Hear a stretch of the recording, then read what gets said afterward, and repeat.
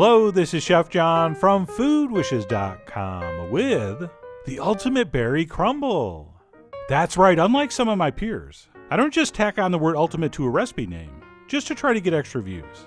No, when you see the word ultimate here, you know that it's been carefully researched and then submitted for official designation, which I'm very happy to announce was granted.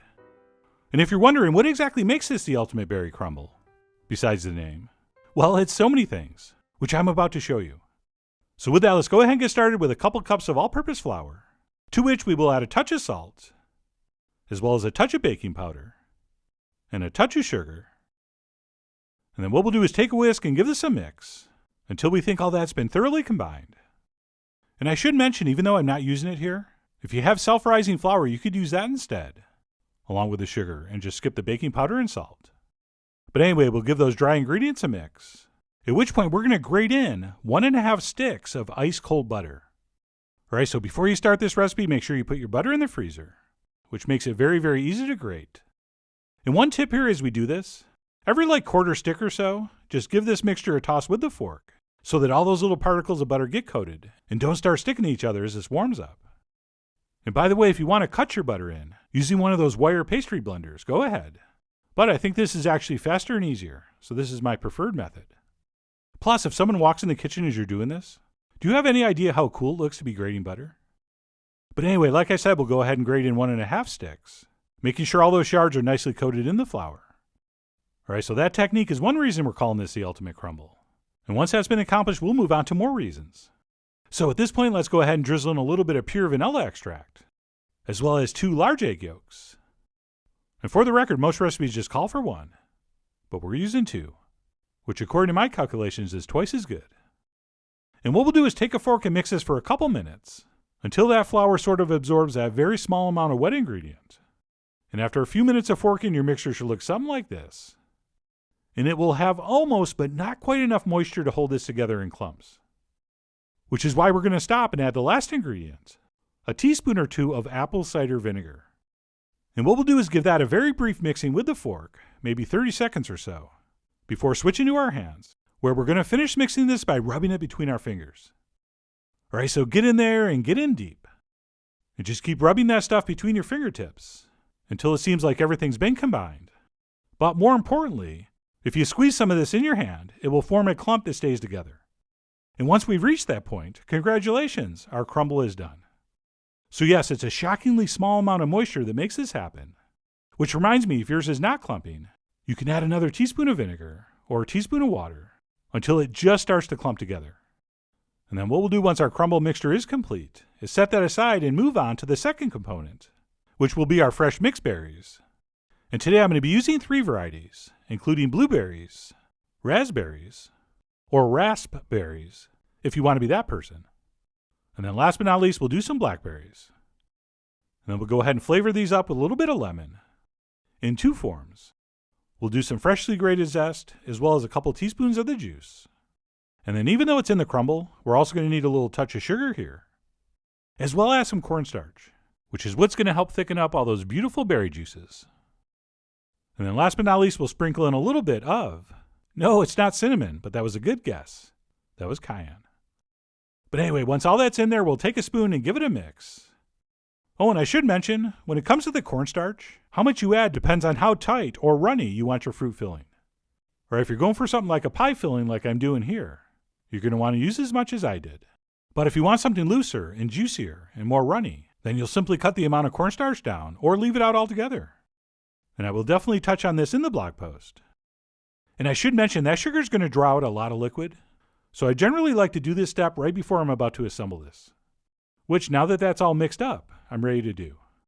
And how that's going to start is by transferring about half of our crumble mixture into the bottom of our baking dish, which can be any shape, but it should be at least 2 or 3 inches deep and be able to fit about 2 quarts of contents.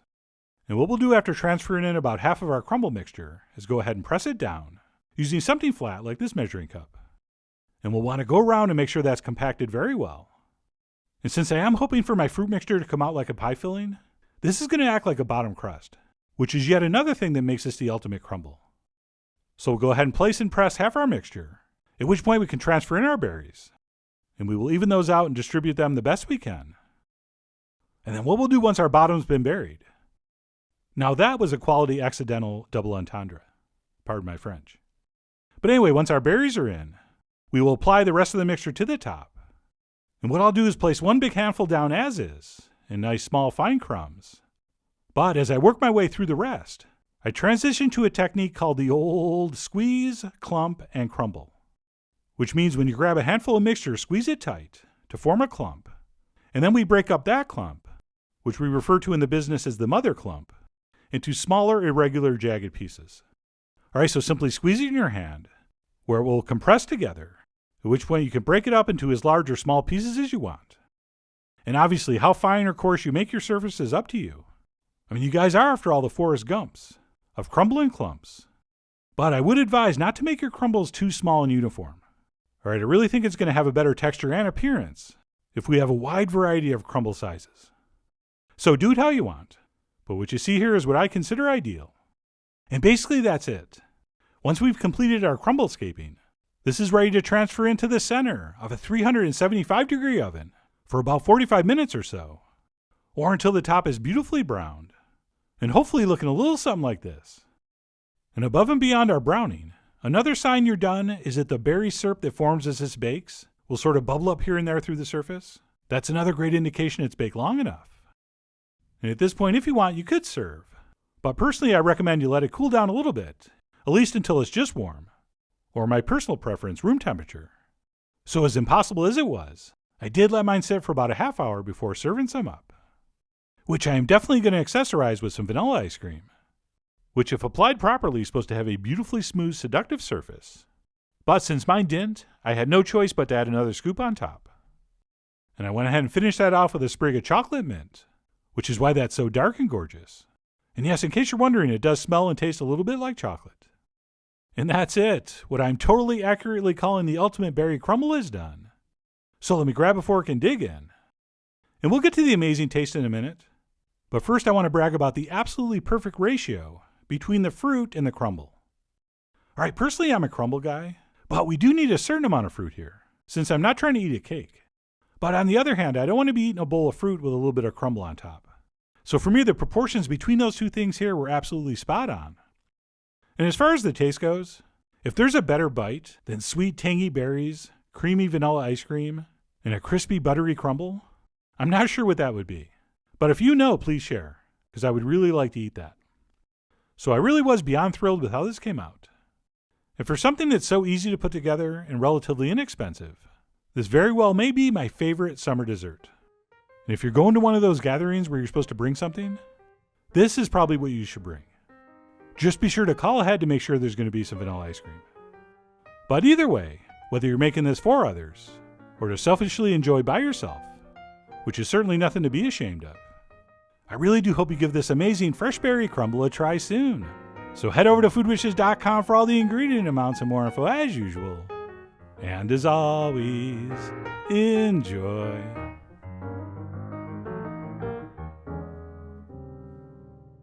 Fresh strawberry tart. That's right, it's a scientific fact that every person is born with the ability to make a tart exactly like this. But unfortunately, not everyone's born with the ability to own a tart pan. So not only are we going to show you how to make this beautiful tart, we're going to show you how to do it using a freeform method that requires no special pan. So with that, let's go ahead and get started with the first component, the crust. And what you see me placing down here on my well-floured surface is exactly 1/2 of our butter crust pastry dough. And what we're going to do here is roll this out to just about 1/8 of an inch thick. And as usual, we'll just be using enough flour to keep it from sticking.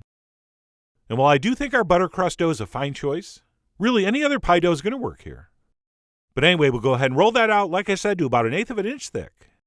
And ideally, once we reach that thickness, we should hopefully have sort of a circle shape about 12 inches in diameter. But don't worry if it's not perfect. We're going to make lots of adjustments.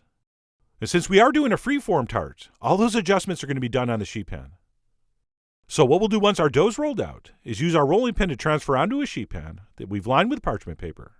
And we will also brush the outside couple inches very, very lightly with water. And then what we'll do once that's set is take our fingers and kind of roll up the dough around the outside, around the outside, around the outside, to accomplish two things. First, to give this a little more of a uniformly round shape, but also to even out the amount of dough. So what I like to do is go around rolling up sort of the minimum amount to get it into a round shape. And then once that's been completed, it's very easy to see where we have too much dough and not enough. And what we'll do to remedy that situation is, yes, you guessed it. We're going to take dough from spots that have too much and move it to spots that don't have enough. And hopefully after just a few seconds of dough redistribution, our tart shell should be close to round, with hopefully a fairly even amount of dough all the way around the edge.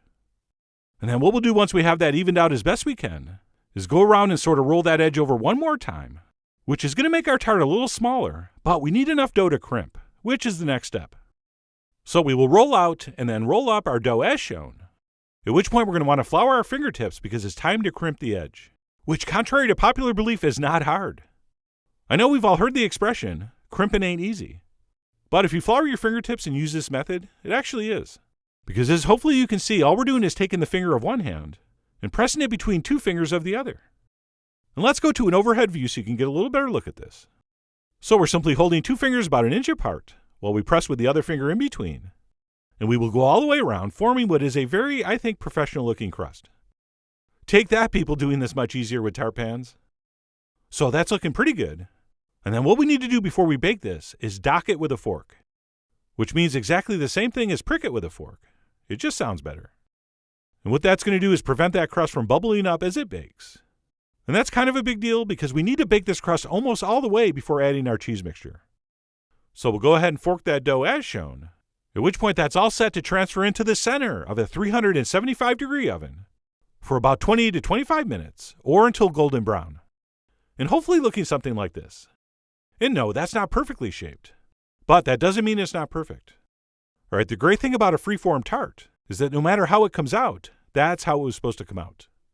And then what we'll do at this point is let this cool for about 10 minutes while we make our cheese filling.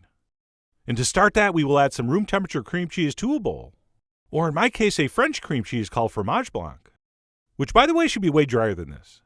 I'm not sure what happened to this cheese. I guess that's what I get for trying to buy artisan cheese from a guy with a man bun. But anyway, you just use regular cream cheese. And then we're also going to add a couple tablespoons of creme fraiche or sour cream. We will also need to toss in one large egg yolk, which yes, had a tiny bit of white attached. But don't let that fool you, just the yolk. And then we will definitely need some sugar, of course, as well as a pinch of salt. And then let's finish up with a little bit of vanilla extract, the pure and the real. And then last but not least, we'll do a little bit of lemon zest. And that's it. We'll take a whisk and give that a mix. And as soon as all that's combined, the mixture is now ready to transfer into our pre-baked crust. And by the way, some of you might be concerned because you're hearing the words cheese and strawberries in the same video. But relax, all we did was make the same slightly sweetened mixture that's used in a cheese Danish. And fair warning, because we're doing a tart, and a freeform one at that, we're only going to be able to do a relatively thin layer of this mixture. Which is fine, because that's how a cheese Danish is. But I did want to mention, because if you do want a thicker layer, all you need to do is double the ingredients, and then do this in a standard deeper pie dish instead. But that's not what I was going for here. So we'll go ahead and carefully transfer that in. And once that's been accomplished, we can go ahead and pop that back in the center of our still heated to 375-degree oven for another 20 minutes or so, or until our cheese mixture is set, and more importantly, our crust is browned. And if everything's gone according to plan, it should look something like this, which does look a little lumpy, but don't worry, as this cools, it's all going to level out. And then once our tart has been fully and successfully baked, we need to let it cool down completely before topping with the strawberries. And a little tip here, this is always going to cool faster if we slide it off the pan right onto the table. So we'll let our tart cool completely before topping with tons of fresh strawberries. And while this can be done with whole berries or sliced berries, personally I think cutting them in half works the best. And we will start by placing those down on the outside first, pointy side out.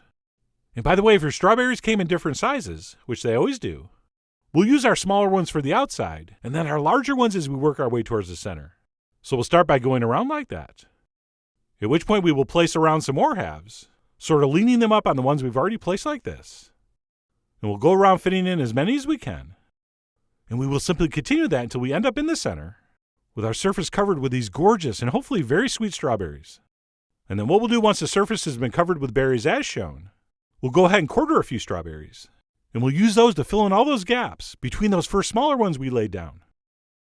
And then once that's set, we have one step left, which is my personal favorite step, and that would be applying a thick, shiny glaze. And what you see me generously brushing on here is an apricot glaze, which I will give you the recipe to on the blog. Although I guess I could tell you now, since it's nothing more than warmed up apricot jam with a little splash of water in it. And we'll go ahead and generously brush that over, making sure every single strawberry is covered. And by the way, while apricot jam is very traditional for this type of operation, really any jam or jelly is going to work, including, of course, strawberry. So feel free to use any one you want. You are, after all, the Charlie of your sheen. But anyway, we're going to go ahead and glaze our strawberries, as well as I also like to do the crust, because why not? And that's it. Our fresh strawberry tart is officially done and ready to transfer onto some kind of tart stand for pictures. And usually at this point, I'll say something like, it doesn't matter how beautiful this is, if it doesn't also taste amazing. Well, not this time. This is so gorgeous, nobody's going to care what it tastes like. But having said that, let me go ahead and cut a piece so I can see how I did. And like I mentioned earlier, if you want a nice thick layer of that cheese mixture, you got to use a pie pan. All right, my goal here is to present a beautiful fresh strawberry dessert, and not a cheesecake garnished with strawberries. But anyway, just a beautiful combination between our crispy crust, our thin but delicious cheese Danish cheese mixture, and of course the star of the show, our beautiful and hopefully very sweet strawberries. But anyway, that's it. My take on a freeform, or if you prefer freestyle, strawberry tart. I really do hope you give this a try soon. So head over to foodwishes.com for all the ingredient amounts and more info as usual. And as always, enjoy. Fresh Berry Fool. That's right, I'm going to show you one of my favorite all-time summer fresh fruit desserts. But before I do, I'm going to answer a couple very commonly asked questions about this. First, why is it called a fool? And second, is this so ridiculously simple and easy that even someone like me can make it? Well, let me answer both of those questions by just answering the second one. Yes, it really is that simple, as I'm just about to prove. So let's stop fooling around and start fooling around. And the first step is going to be to macerate our fruit. And to do that, what we'll do is add our fruit to a bowl. And today I'm going to be using 3 different kinds of berries. I have some raspberries, which I really think people should pronounce raspberries, as well as some beautiful sweet strawberries, which I've hulled and quartered. And then last but not least, I'm also going to add some blackberries, which as you can see, I like to break up first. Those are a lot bigger than the raspberries, and the centers are a little bit firm, so I do like to break them up a little bit. And then once we're all set with our fresh fruit, we can continue on with the rest of the ingredients, which we'll start with some fresh lemon in 2 forms. We'll do some freshly grated lemon zest, as well as a little bit of the juice. And as I may have mentioned about a dozen times before, the great thing about zest is you're getting that lemon flavor without the acidity. Okay, it's those essential oils in the skin that gives you that really strong lemon aroma and flavor. So we will add a good amount of lemon zest and a little bit of juice, but that's really more for acidity than it is for the flavor. And then at this point, we can go ahead and add a little bit of sugar. And I'm not actually trying to make a joke. Relative to what you see in a lot of these fresh fruit fool recipes, that is actually not a lot of sugar. And then we'll go ahead and grab a spoon and give this a mix. And as I just mentioned, this process is called maceration. And what you should know about that, above and beyond that you should pronounce it very slowly and carefully, maceration simply means tossing fruit in sugar to draw out those beautiful natural juices. And you'll see just after a few seconds that the juices are already starting to come out, and that fruit's already starting to break down a little bit and get nice and shiny. But don't get too excited. It's not even close to ready yet. What we're going to want to do after this is mix is wrap it up and pop it in the fridge for I'd say at least an hour, or until we think we have enough juices to make a proper fool. And if you want, some people like to do this right on the countertop at room temperature, which does help extract those juices a little quicker. But since it's summer and I want this dessert nice and cold, I really do prefer to wrap mine up and pop it in the fridge. And while we're waiting, we can go ahead and prep our cookies. And I'm not exactly sure this counts as prep, since basically we're just going to crumble up some cookies. And no, I'm not using vanilla wafers, which are the classic choice. I much prefer a buttery shortbread cookie. And in the blog post, I will explain why I choose this cookie. But to quickly summarize, I think it's superior to the vanilla wafer in every possible way. But anyway, while we're waiting for our fruit to juice, we could just hang loose, or you can prep your cookie crumbs as shown. And at this point, we will fast forward to about an hour later. And if everything's gone according to plan, your fruit should look something like this. All right, those berries should have noticeably slumped, and you should be looking at a decent amount of syrup-like juice at the bottom of the bowl. And then I should mention, if you want at this point, some people like to take a fork and kind of crush some of that fruit. But personally, I'm not a big fan of mashed fruit. So I like to keep my pieces of fruit pretty much intact, just swimming in those natural juices. And then what we'll do once our fruit is juicy and our cookies are crumbed, we can move on to the final component, the whipped cream, which is going to start with a cup of cold cream and a cold bowl, So feel free to pop that in the fridge before you start. And then besides our nice cold cream and bowl, I'm also going to add a little bit of creme fraiche. And while many recipes call for sour cream or yogurt, I much prefer the creme fraiche, as I usually do. And by the way, because I am using the creme fraiche, I can just add it at this point. If you are using sour cream or yogurt instead, you should probably fold that in at the end. But anyway, I'll remind you of that in the ingredient list. For now, let's continue on with a little bit of sugar, and then we'll finish up with a touch of real vanilla extract. And at that point, we'll go ahead and grab a whisk and whip this until it reaches the optimum texture. And by far, this is the most important step in the entire operation. Okay, if we underwhip this cream, it's going to sort of break down and we're going to have soup. But if we overwhip it and it gets too stiff, that butterfat's going to start to come out of the cream and it's going to have a greasy feel on your palate. In fact, legend has it that the actor Mr. T was once served this with overwhipped cream.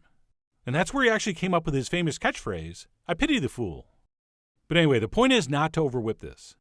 And what we're looking for is a mixture that has soft peaks but sharp lines. So we'll keep whisking, we'll keep observing, we'll keep whisking, we'll keep watching, until we get to this point right here. You see how those peaks are nice and soft and flopping over, but those lines formed in the surface are quite sharp and nicely defined. So that is, at least for a fool like this, perfectly whipped cream. And you will get a much better look at that in a few seconds as we move on to final production.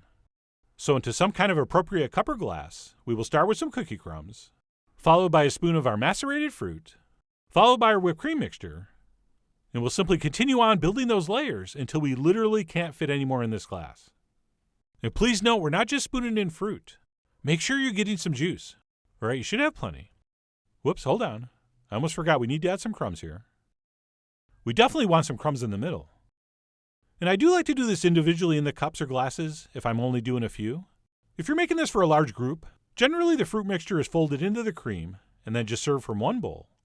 But if I'm only going to do a couple, I think they're much nicer like this, as I really don't want these layers too integrated until I start eating it. But of course, that's up to you. You are the Peter O'Toole of making sure your fool looks cool. Oh, and one other quick tip here. I really don't recommend building these on black placemats. Yes, I had to stop several times to vacuum those crumbs up, which I did by sucking them up through a straw, which I did not film, but I should have. So we'll go ahead and finish this up with some more cookie crumbs, and quite possibly a few strategically placed drips of sauce, as well as, I guess, more crumbs. For whatever reason, I really didn't want to finish this, but eventually I did. And that's it, our fresh berry fool is done. And definitely looking like something most people would want to eat. Considering the fact this took very little effort, and even less cooking skills, it really does look impressive. But wait, that's not all. It also tastes and feels very impressive.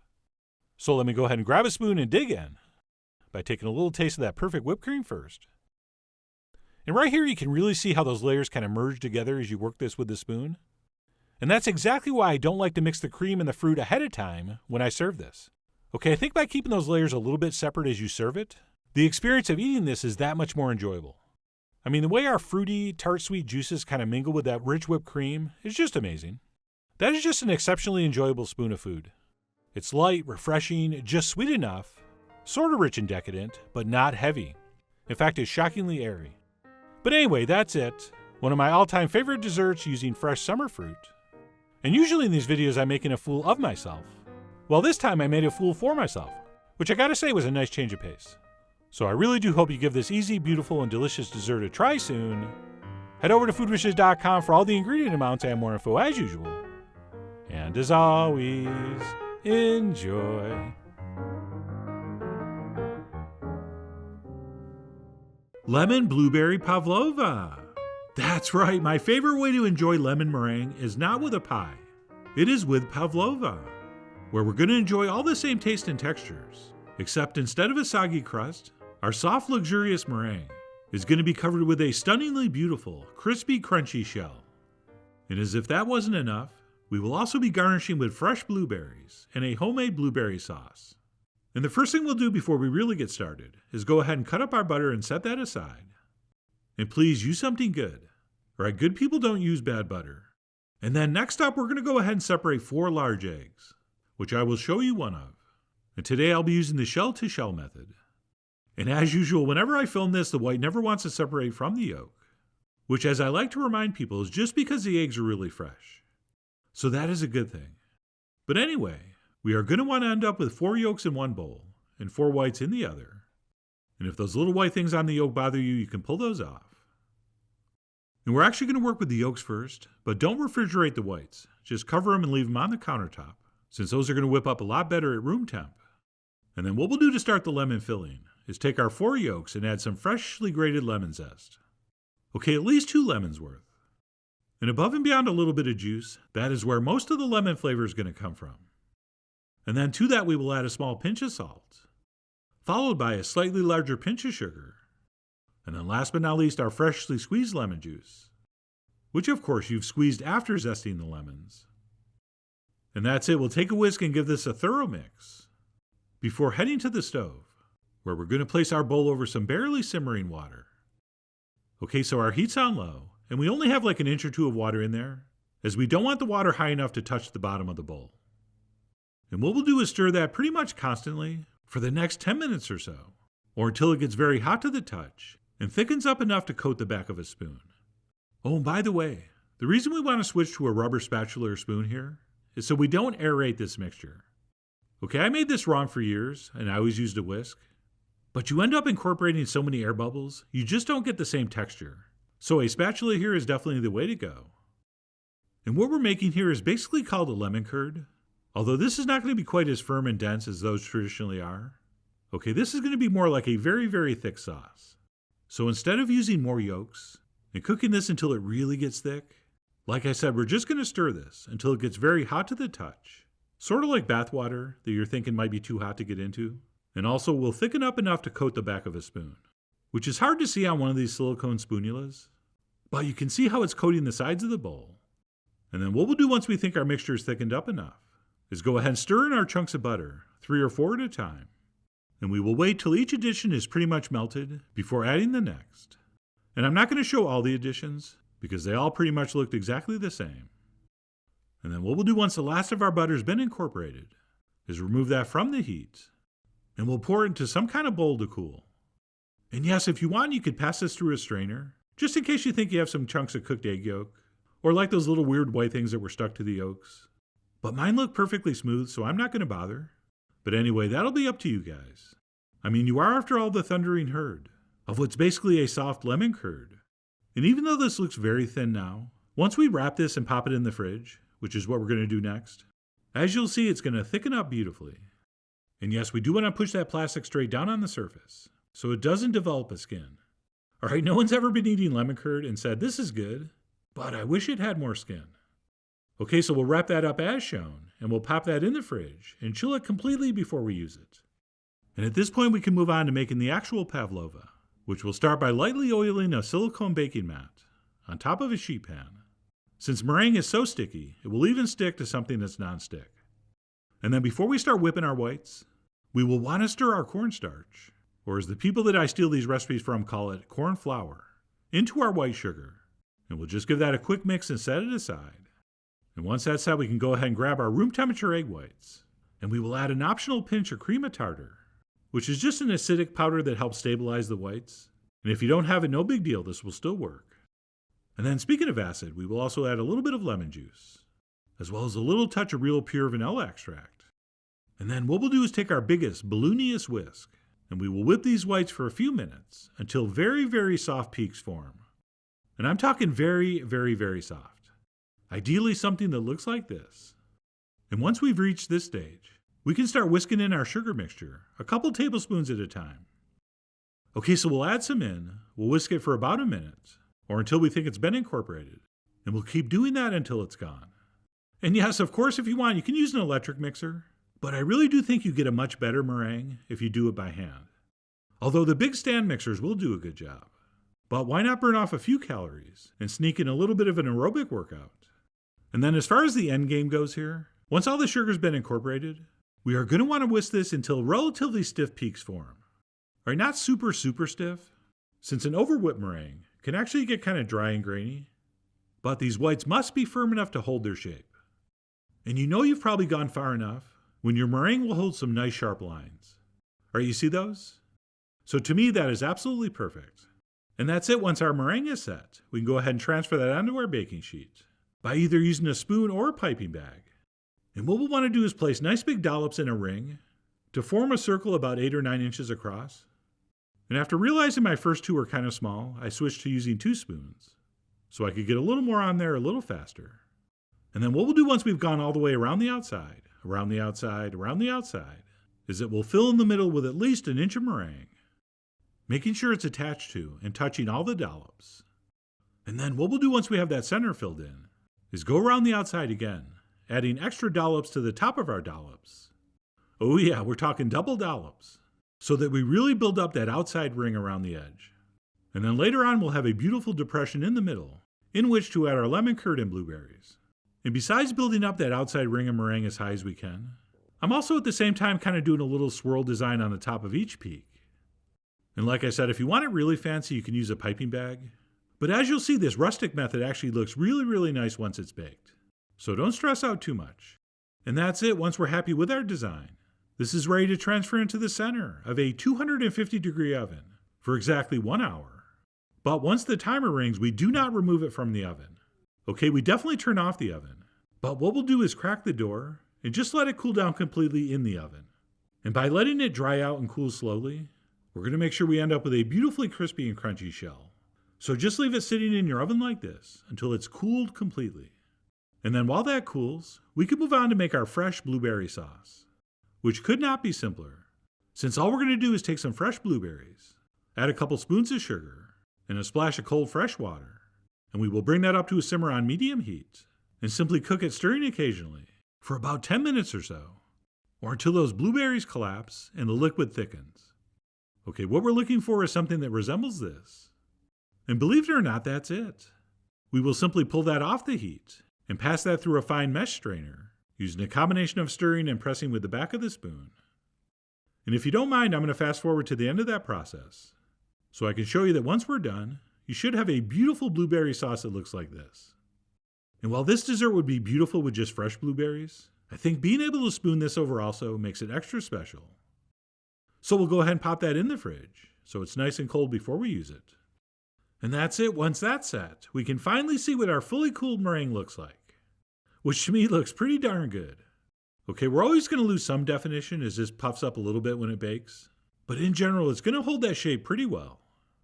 And then what we'll do next is somehow transfer this onto a serving plate or platter. But first we have to make sure it's not stuck onto our baking mat, which we can do by lifting it up and kind of peeling, but that's a little dangerous since it can kind of crack in half. So what I do is usually go around with a spatula, making sure it's loosened all the way around. And right here I went to try to pick it up, and it started to crack, and I got scared. So I grabbed a second spatula to play it safe, and I was able to transfer it onto a plate. And by the way, you're always going to get some cracks, which is not only fine, but actually look pretty cool. We're basically just trying to avoid major cracks where huge chunks fall off. Oh, and speaking of cracks not necessarily being whack, I'm actually going to take a spoon and crack the center a little bit, to make sure we have a nice spacious well for our lemon filling. And since right underneath that crispy crunchy shell is soft sticky meringue, if you do get some major chunks that break off, you can just sort of push them and stick them back on. And then once we're happy with our base, we will go fetch our now fully cooled lemon curd filling, and we'll go ahead and fill in the center. And in a perfect world this is going to be soft enough to kind of flow and spread easily, but at the same time thick enough so it doesn't just run out between the cracks in the meringue. Although having said that, if yours came out thicker or thinner, it's still going to work beautifully. But anyway, once that middle's been lemoned, we'll go ahead and add a whole bunch of fresh blueberries to the top, which I was just going to put only in the center and not on the meringue. But after the third blueberry insisted, I decided to take a hint and open up the meringue seating. Alright, when the food's trying to tell you something, you want to listen. And that's it. We'll go ahead and finish up with some of our fresh blueberry sauce, which has by now fully chilled. And we'll go ahead and drizzle that over our fresh berries, and then maybe over some of the meringue for no apparent reason. And then once I had that applied, using the tip of my spoon, and then eventually the tip of a knife, I tried to make this straight fire with a little bit of a flame design, which sorta kinda worked. And then for one final touch, we will add a gratuitous sprig of mint, which I think looks nice. But if anyone gives you a hard time, just tell them you're being ironic.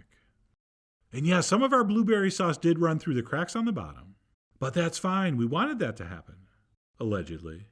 And as I cut out and plate up a piece here, I'm going to shut up for a few seconds so you can hear exactly how crispy and crunchy that shell is.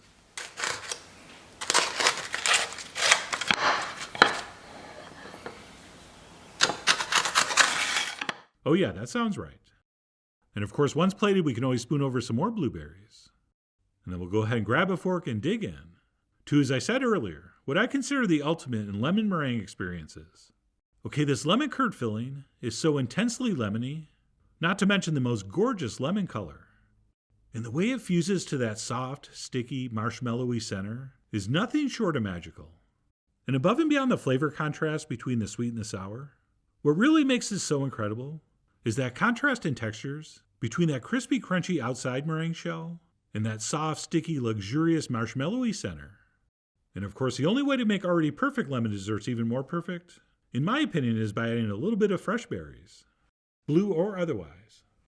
Plus one last contrast, which a lot of people wouldn't even consider, is the contrast between that meringue which has no fat in it and that beautifully rich, butter-infused lemon curd, which is basically the same reason buttered toast works so well. But anyway, that's it, what we're calling lemon blueberry pavlova. While it does take a little bit of time to make, it is also very simple and easy to pull off, and even the most inexperienced bakers will be able to produce something intensely delicious, not to mention stunningly gorgeous. So for all those reasons and more, I really do hope you give this a try soon. So please follow the links below for the ingredient amounts, a printable written recipe, and much more info as usual. And as always, enjoy.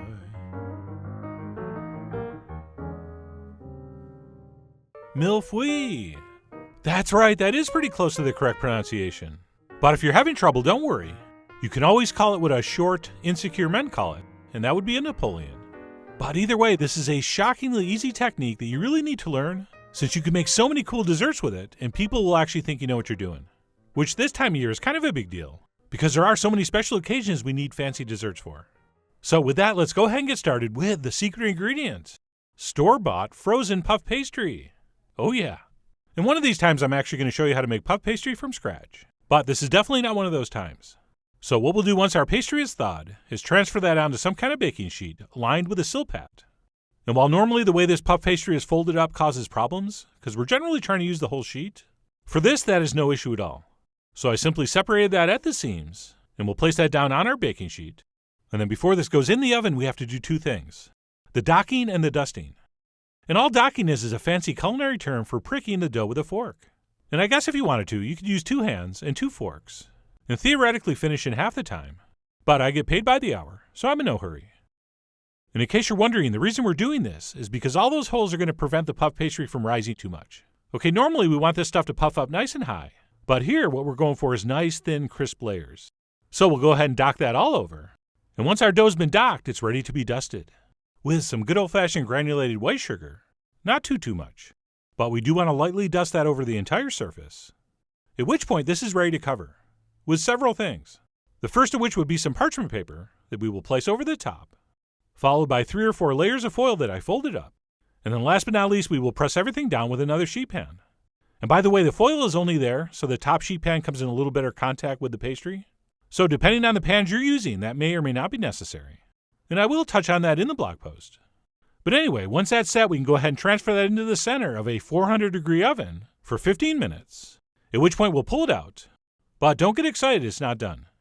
All we're going to do is remove the paper and the foil and the top pan, but not necessarily in that order. And hopefully, thanks to that pressing and the docking, we're going to have some nice flat pastry, which we do. Although, as you can see, it's still way too raw. So what we're going to do is simply pop that back in the oven, still at 400, and cook it uncovered for another 10 to 15 minutes or so, or until beautifully browned, which unfortunately this isn't yet.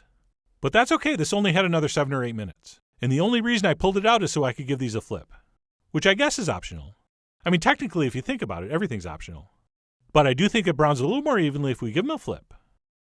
And then I pop those back in for another 7 or 8 minutes, or like I said, until our pastry is beautifully browned and crispy.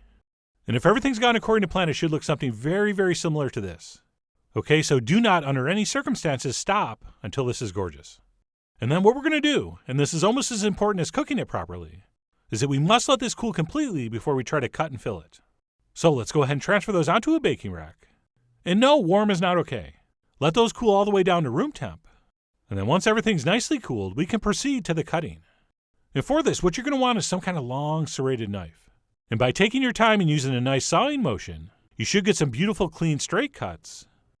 And this may look like I'm putting a lot of effort into it, as if the pastry was too tough to cut, but that's not it. It's because I'm hardly putting any pressure on that knife. I'm just holding that very lightly, sawing back and forth, letting the weight of the knife and our good friend gravity do most of the work. And by the way, I didn't, but if you want, before you bake your puff pastry, you can roll it first, so that this comes out even thinner and more delicate. Okay, so that's going to depend on what kind of texture you're going for. But because I like lots of that crunchy, buttery pastry, I did not do that. So that's something you're going to have to decide. You are, after all, the Mille Feuille of your Mille Feuille. And then what we'll do once our pastry is squared off is make 3 rectangles, using the first one we cut as a guide, so the other ones are sort of uniform, or at least close enough for YouTube. And speaking of 3 rectangles of puff pastry, I probably should have mentioned already that Mille Feuille means 1,000 layers, or 1,000 sheets, or 1,000 leaves. It depends on who you talk to. But anyway, since each of these rectangles have hundreds of layers, when we stack all 3 for our finished dessert, we will have our 1,000 layers. Although actually I think it's more like 700. But hey, who has time to count? We need to fill these and eat. So let's proceed to final assembly. And for this first version we're going to do, let me show you how to do the traditional icing design on the top layer, which we will start by covering with plain white icing. And yes, we do have a recipe for that, which I will include in the blog post.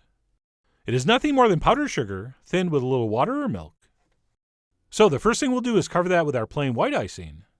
And then we'll take the exact same stuff that we mixed in a little bit of chocolate, and we will do some stripes across this way.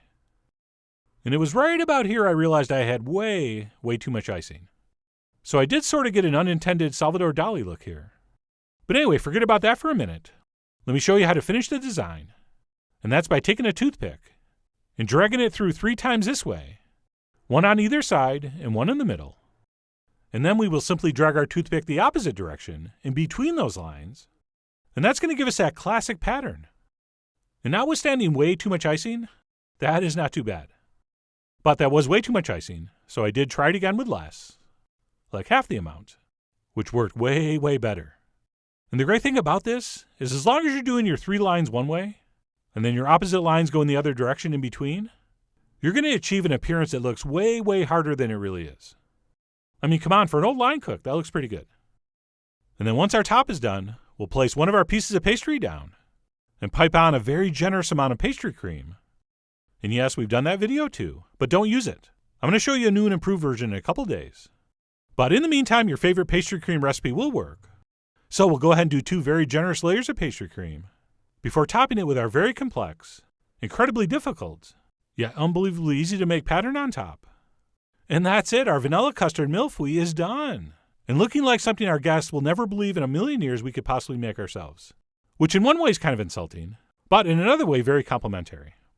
So that right there is what I would consider the classic version. But wait, there's more.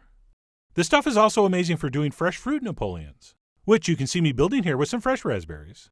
So we will put 6 down on a layer, and then we'll pipe our pastry cream in between, and we'll do 2 layers of that. Oh, and by the way, if you want, you could just use whipped cream instead of pastry cream, or even a combination of both, which is very nice. But anyway, we'll go ahead and build 2 layers like that. And then to finish this one, we won't go with the icing. We'll go with a simple dusting of powdered sugar. But before we do, we'll lay down a couple chopsticks, or something similar. And that way, once we're done dusting the sugar, we can remove those to leave 2 stripes revealing our beautiful golden brown pastry. And really, how much better does a simple visual trick like that make this? A lot. More than most people would think. But anyway, that's it. Just wanted to show you another version you could do with fruit.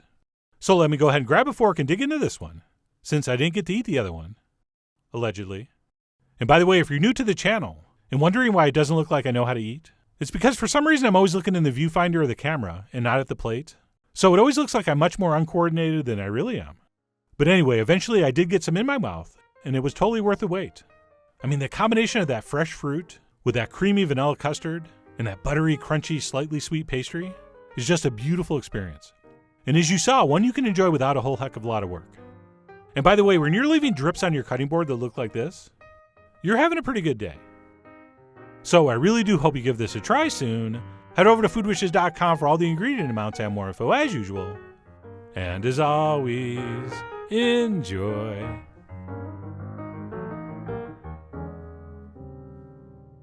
Blackberry Buckle. That's right, you know it's an old-fashioned fruit dessert with a name like that. But think about it, back in the day, they didn't have the internet or food bloggers to tell us what to call things. So they would name stuff like this after common household items like fasteners. You know, you got your strawberry snaps, your raspberry zippers, and what we're doing today, the Blackberry Buckle. And in addition to the folksy names, one thing that's usually true about these old-time desserts is that they're usually very simple to make. So let's get started. In step one, we're going to macerate some blackberries with sugar. So I have about 3 cups of blackberries here, which I've rinsed off and drained pretty thoroughly. It's okay if there's a few drops of water on there. And we're going to dump that into a mixing bowl, to which we're going to add a good amount of sugar. And if you're not trying to win a James Beard Award for food video, you can just dump it all in and not worry about adding it gradually from different angles. And then in addition to the sugar, we do want a few drops of vanilla extract. And that's going to be it for this step. So we'll take a spoon and we'll mix that thoroughly. And what's going to happen, that sugar is going to start to draw out all those amazing juices from the blackberries, which as you'll see is going to make this buckle extra moist and delicious. So we'll go ahead and give that a real good mix, and then we'll simply set that aside for about 15 or 20 minutes while we put together the batter, which is also very easy. In fact, this whole recipe is great for people that are good at throwing things in a bowl. So we're going to start with some all-purpose flour, and can you use whole wheat? I have no idea, but just use what I'm telling you. We're also going to add some white sugar, and then one optional but mandatory ingredient, a pinch of salt. I know some of you think that's odd because this is a dessert, but I do like to add a pinch of salt. And then I went ahead and added one very untraditional buckle ingredient, some almond meal, which is just ground almonds. We're also going to want some baking powder, not soda, baking powder.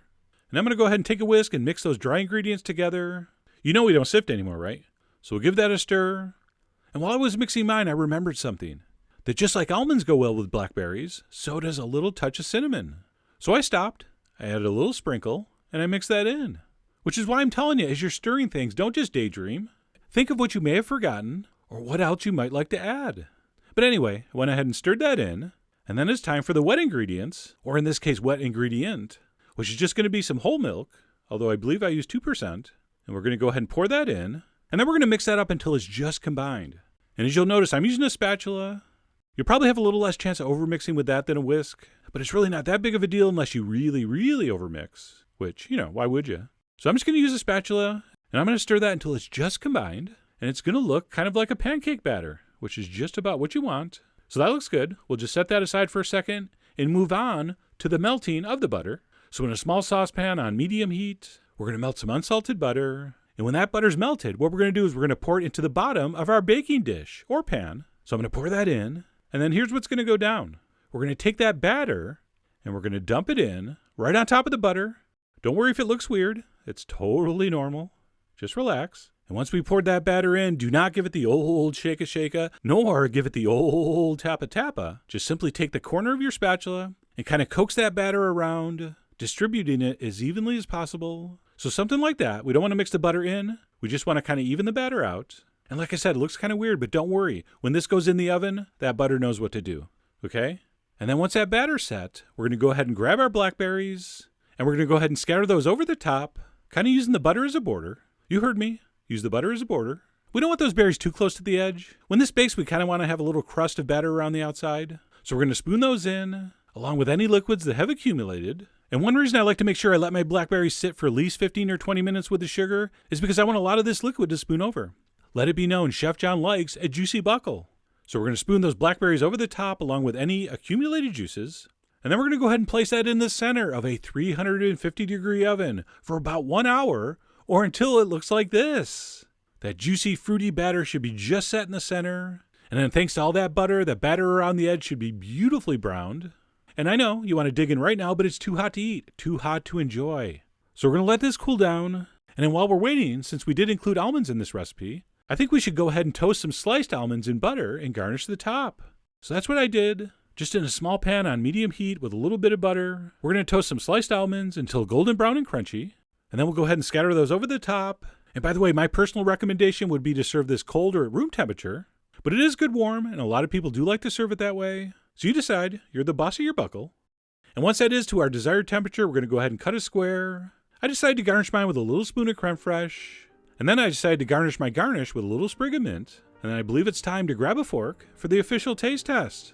Just a massive amount of sweet, juicy berries, enveloped in a batter that's kind of soft, moist, and custardy in the center. And as it moves to the outside, it gets more cake-like. And of course, around the edge, you got those buttery, crispy bits. And by the way, I'm assuming you know I made up that story at the beginning of the video on why this is called a buckle. But I will give you the real, truthful, and much less interesting story on the blog. Although, you know what? Speaking of buckles, I'm going to suggest you loosen the buckle on your belt a couple notches, and instead of serving this with a microscopic spoon of creme fraiche, you instead serve this with a giant scoop of vanilla ice cream. I'm going to be honest, I was trying to take a cuter picture. I mean, visuals aside, that's really how you want to enjoy this. But other than that, I absolutely love this recipe and hope you give it a try soon. So head over to foodwishes.com for all the ingredient amounts and more info as usual. And as always, enjoy.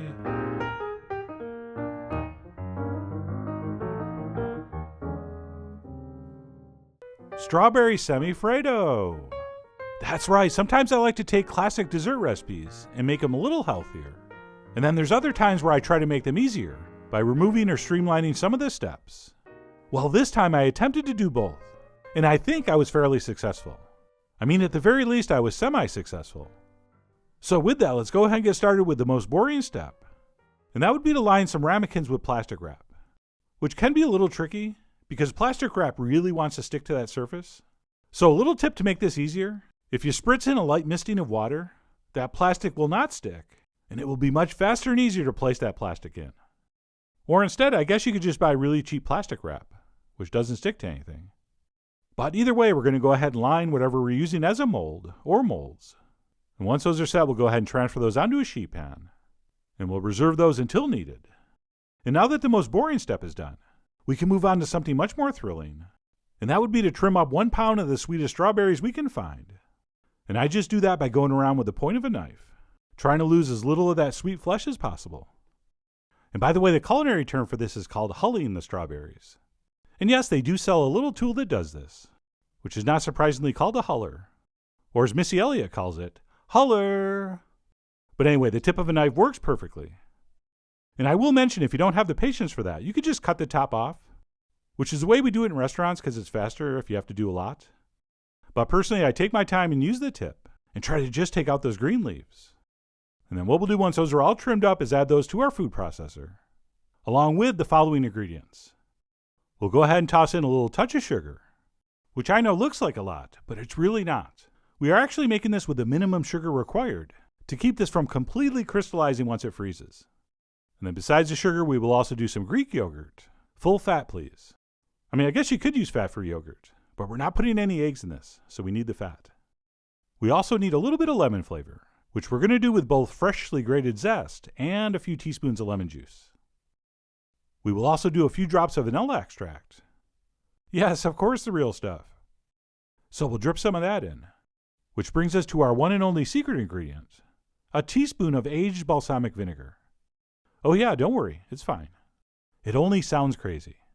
Speaking of which, we're going to finish this up with a very, very, very tiny pinch of salt. Like hardly even a pinch. Like basically 10 or 12 crystals of kosher salt. And that is going to be it for our fresh strawberry base. We'll take that and process it completely smooth. As usual, starting by pulsing on and off until it gets going. And we'll finish on high until we have a very, very smooth puree. Which, if everything goes according to plan, is going to look a little something like this.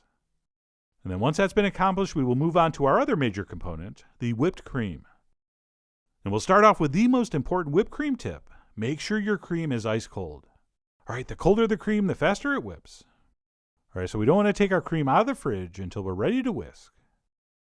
And unlike egg whites, where we need to use a big circular motion to get lots of air whipped into the whites, here that really doesn't matter as much. It's really just the motion of the whisk that's going to make these whip up into nice soft peaks. So as long as you're working that whisk enthusiastically, it's going to be fine. Don't worry about trying to do any special techniques. And as I just mentioned, what we're shooting for is what we call in the business soft peaks, which we almost have right here. But those are just a little droopy. So we'll give this a few more seconds until those peaks get just a touch firmer. Basically until we have something that looks very close to this. And then what we'll do once that's happened is go ahead and transfer our strawberry mixture in. And then using a nice big spatula, we will stir/fold this all together. All right, so when we first start this, it's more of a stir. And then eventually as that comes together, we'll move to more of a folding action.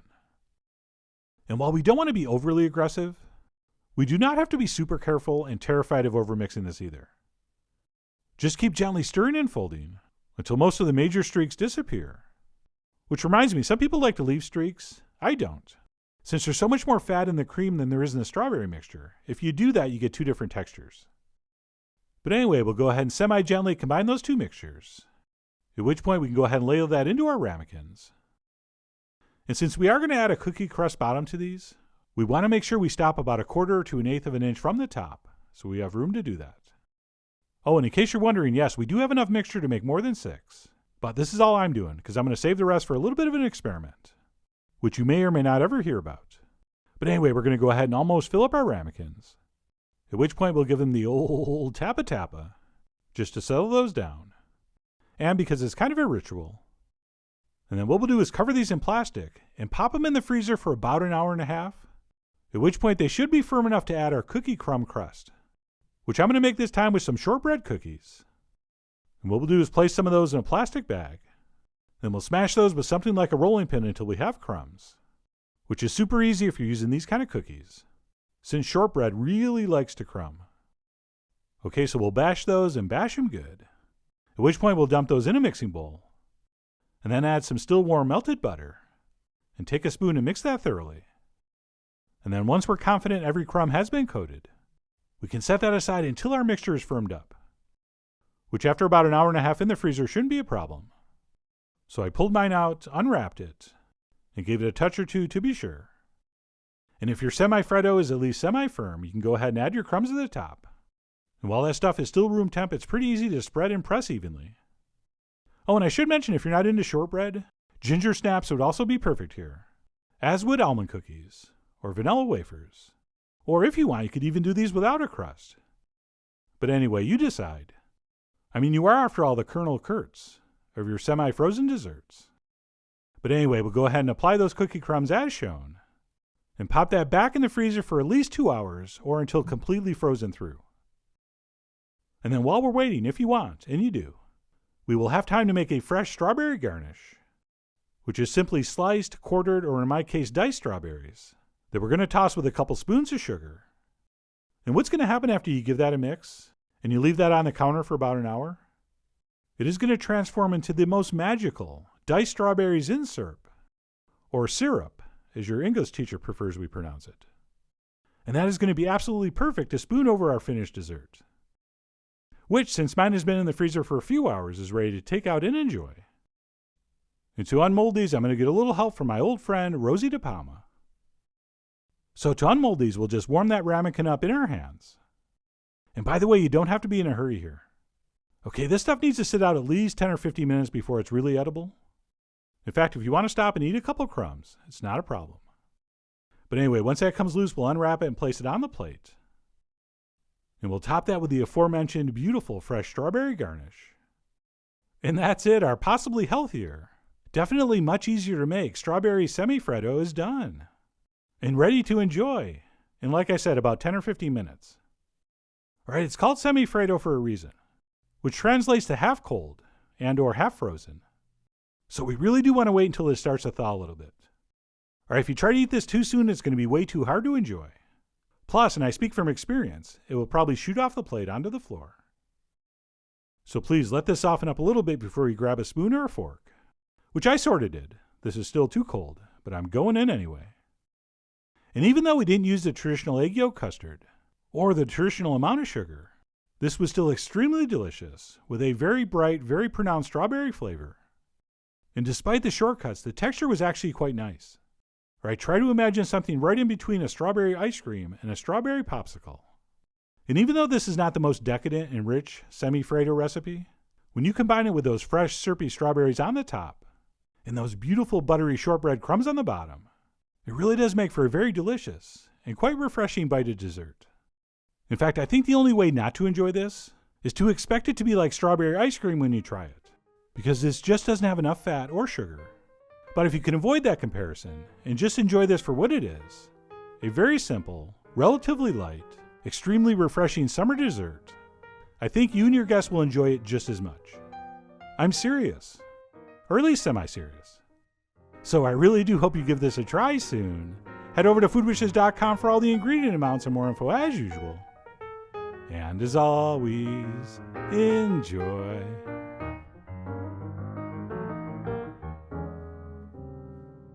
blueberry shortbread bars. That's right, I'm no big fan of medium and tall bread, but I do love a good shortbread, and this, thanks to some delicious sweet summer fruit, is especially delicious. So let me show you how to make this. It's easy. So first up, we're going to put some flour in a bowl along with some granulated sugar, some baking powder, not soda, and some salt. So I decided to give that a quick stir. I want to make sure all that baking powder is mixed in well. And I'm going to take my pastry cutter, that's that wire thing, and I'm going to give that a good mix to mix all those ingredients together. And then I'm going to spice it up a little bit with a pinch of Chinese 5-spice. You know we like to bake with this. It's very interesting, quite mysterious, and borderline exotic. If you're less adventurous / sexy, go ahead and just put in some cinnamon and nutmeg. So I'm going to mix that in. And at this point, we're going to do what's called cut in the butter. So I have a stick of butter that I cut in small cubes. I put it in the freezer for 15 minutes, so it's very nice and cold and firm. And then we're slowly going to take our pastry cutter and cut in the butter, which basically breaks the butter into tiny, tiny pieces. And yes, if you have to, you could use a fork for this, which is much harder and not as good. Or you could use your fingertips, which is messier and not as good. Or you could use this cheap tool, which works perfectly. So it's your call, either way. But anyway, we're going to keep working that cutter into the butter and flour until it looks something like that. All right. And believe it or not, we're going to add 1 egg yolk. So there's no egg yolk in classic shortbread, but I want a little bit of richness here, a little extra moisture. That's really going to work well here because we're doing kind of a fruit bar. All right. So throw in the egg yolk, cover it with flour, kind of break it up with your pastry cutter, and then just start cutting it in. And by the way, when we stopped to put in the egg yolk, the butter wasn't done, but we knew we were going to work it longer when we were cutting in the egg yolk. All right, so now we're cutting in butter and egg yolk, and we're going to keep working it till it looks like that. All right, at that point, we're going to add a few drops of ice water. And when I say few drops, I mean it almost literally. I'm going to drip in here about a half a teaspoon of ice water. All right, and you're probably wondering, well, what the heck is 6 or 7 drops of water going to do? A lot. It's going to add just enough moisture to this. So I'm going to mix that in. I'm going to cut that in. All right, so I'm going to finish right there, and you're going to have a very crummy, very dry-looking mixture. But check it out. If I grab a handful of those crumbs and I squeeze hard, it will come together and look like a dough. But it's not really a dough, because if I give it any kind of pressure, it will just crumble right apart. All right? So at that point, we are ready to transfer our shortbread mixture into our baking dish, but not all of it.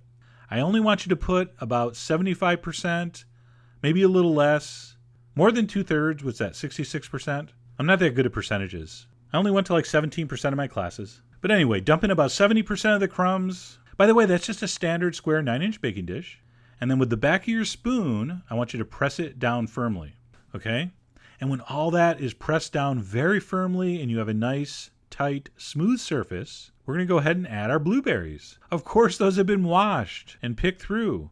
Even though there is a tiny stem on one of them that I'm sure you're all staring at right now saying, man, I hope he finds that. All right, as far as amounts, I'm not measuring. You want enough blueberries to make a single layer where the blueberries aren't quite touching each other. And you'll see why in a second. So that looks perfect. Once the blueberries are placed in, we're going to take the rest of our shortbread mixture and we're going to sprinkle it over and we're going to tap it down, not quite as firm as the first layer.